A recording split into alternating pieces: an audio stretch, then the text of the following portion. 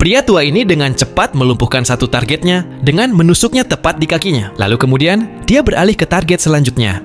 Saat targetnya itu berbalik dan ingin menusuknya, pria tua ini dengan sigap menahannya dan menusuk targetnya itu berkali-kali tangannya begitu cepat dengan ekspresi yang datar. Dia adalah salah satu pembunuh paling berbahaya di dunia, Shadow. Setelah menghilangkan dua targetnya, dia ditemukan oleh polisi di pasar sayur. Namun kemampuannya dalam pengawasan sekitar sangat kuat, sehingga setiap gerakan yang ada di sekitarnya dapat dideteksi olehnya. Ia melihat seorang wanita muda yang terlihat mencurigakan di depannya, yang mana wanita muda itu mencoba mendapatkan rekaman wajah Shadow melalui pantulan genangan air.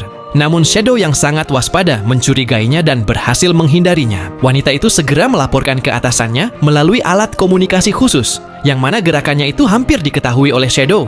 Beruntung seorang atasannya itu segera memperingatkannya untuk berhenti melakukan komunikasi. Dan kemudian Shadow pun melanjutkan untuk pergi. Mereka masih berusaha untuk mendapatkan rekaman wajahnya dengan memutar kamera pengawas yang ada tepat di atasnya. Beruntung dengan sigap seorang senior ini, lagi-lagi memperingatkan para bawahannya untuk tidak melakukannya. Sehingga mereka kembali lolos dari perhatian pembunuh paling kejam itu, dan pria ini merasa sangat lega. Untuk menemukan tempat tinggal Shadow, gadis itu melanjutkan penyamaran dan pelacakan berikutnya. Tapi apakah semuanya akan berjalan lancar? Saat akan menaiki lift, Shadow menjadi curiga karena gadis ini adalah gadis yang sama dengan yang di pasar tadi.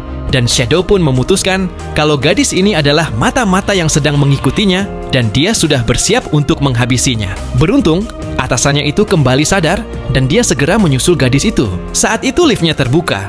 Shadow dan gadis itu masuk bersama-sama ke dalamnya. Beruntung Kapten Jackie Chan masuk ke lift tepat pada waktunya. Dia menyamar sebagai ayah gadis itu, dan dengan santai melepas alat komunikasi gadis itu, Shadow memanfaatkan kesempatan menekan tombol dengan cepat sambil memeriksa telinga gadis itu dan tidak menemukan sesuatu yang aneh. Jadi mereka berdua langsung menuju ke lantai paling atas. Namun Shadow tidak akan membiarkan mereka pergi dengan mudah. Ia berhenti di pintu lift, mengamati ayah dan anak perempuan itu. Kemudian, dengan sigap mereka berdua berbelok ke suatu pintu.